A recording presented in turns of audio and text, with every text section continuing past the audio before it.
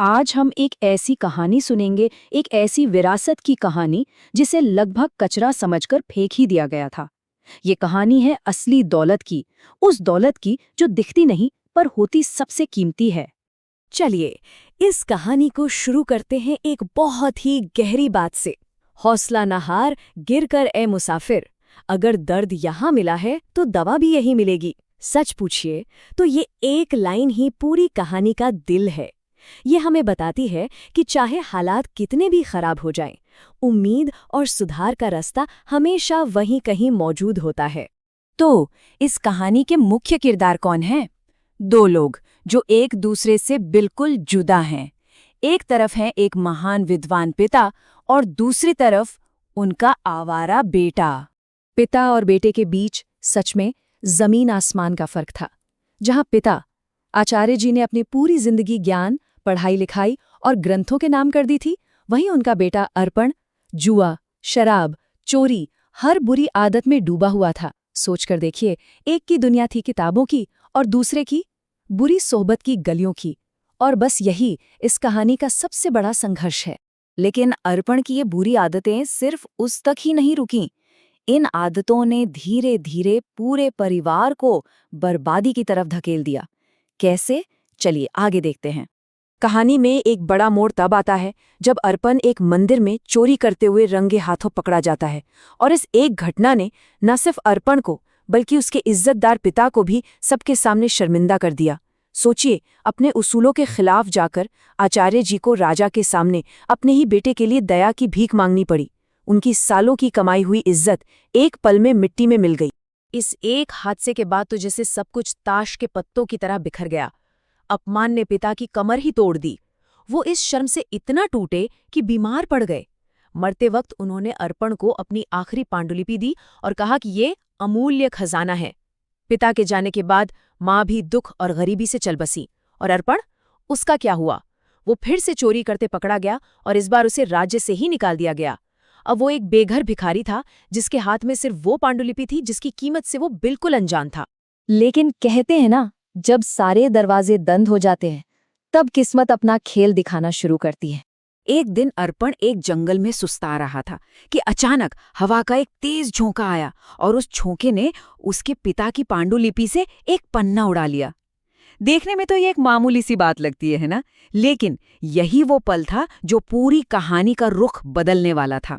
तो अब सवाल ये है, कागज के एक अनजान से टुकड़े की आखिर कीमत हो ही क्या सकती है?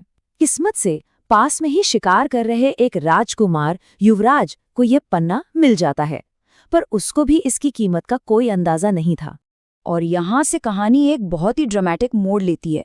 युवराज को जंगल में रहने वाले वनवासी पकड़ लेते हैं और उसकी बलि चढ़ाने का फैसला करते हैं। अपनी जान बचाने के लिए युवराज एक झूठ बोलता है, कहता है कि वो नीची जाति का है। लेकिन जब उसका ये झूठ भी काम नहीं आता तो वो अपनी आखिरी इच्छा बताता है। और वो इच्छा क्या थी? बस इतनी कि कोई उसे वो पन्ना पढ़कर सुना दे जो उसे मिला था। उस छोटे से पन्ने पर 2 श्लोक लिखे हुए थे, सिर्फ 2 श्लोक, जो युवराज की जिंदगी बचाने वाले थे। पहला था, एक झूठ कई झूठों को जन्म देता है और झूठा इंसान आखिर में खुद ही फंस जाता है। और दूसरा, किसी की जान लेना आसान है पर किसी को जीवन देना बेहद मुश्किल। ये सिर्फ शब्द नहीं थे, ये वो ज्ञान था जो जिंदगी बचा सकता था। जैसे ही युवराज और उसे पकड़ने वालों ने ये सुना, उन सबको अपनी अपनी गलती का एहसास हुआ और युवराज को छोड़ दिया गया। सोच के देखिए, एक मामूली से पन्ने ने एक राजकुमार की जान बचा ली। लेकिन कहानी यहाँ खत्म नहीं होती। अब हम वापस अर्पण के पास आते हैं और देखते हैं कि ज्ञान की असली कीमत क्या होती है। इधर अर्पण भटकते भटकते अनजाने में उसी युवराज के राज्य में आ पहुंचता है। भूख से उसका बुरा हाल था, इतना बुरा कि उसने शाही रसोई से रोटी चुराने की कोशिश की और फौरन पकड़ा गया। जब सिपाहियों ने उसका वो मैला सा थैला पलटा तो उसमें से चोरी की हुई रोटियां तो गिरी ही, साथ में गिरी उसके पिता की वही पांडुलिपि। और जैसे ही युवराज की नजर उस पांडुलिपि पर पड़ी, वो उसकी लिखावट को फौरन पहचान गए। उन्होंने अर्पण के सामने एक ऐसी पेशकश रखी जिस पर यकीन करना मुश्किल था। 5000 सोने के सिक्के। एक भिखारी के लिए जिसके पास फूटी कौड़ी नहीं थी, ये किसी सपने जैसा था। इस एक पल ने अर्पण की जिंदगी को हमेशा हमेशा के लिए बदल कर रख दिया। ये सच में एक नई शुरुआत थी। युवराज उस किताब को खोलते हैं और एक और श्लोक पढ़ते हैं। अविद्या सारे कपटों की जननी है। इसका मतलब कि अज्ञानता ही सारे धोखों और गलतियों की जड़ है। यह सुनते ही अर्पण को जैसे करंट सा लगा। उसे एहसास हुआ कि उसकी बर्बादी की वजह किस्मत नहीं, बल्कि उसका अपना अज्ञान था। उसके पिता ने उसे सबसे बड़ी दौलत दी थी और उसने उसे रद्दी का टुकड़ा समझ लिया था। तो फिर असली दौलत क्या हुई? हाथ में रखा सोना? नहीं, असली दौलत है दिमाग में रखा ज्ञान। एक ऐसा खजाना जिससे कोई चुरा नहीं सकता और जो बांटने से कम नहीं होता, बल्कि और बढ़ता है।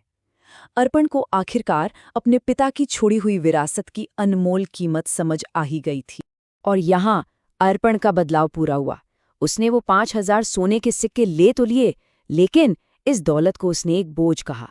उसने कसम खाई कि वो इस पैसे का इस्तेमाल अज्ञान की गरीबी से लड़ने के लिए करेगा।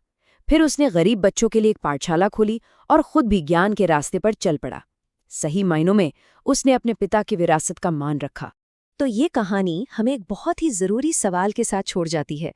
अगर ज्ञान ही असली दौलत है, तो इस दौलत को कमाया कैसे जाए?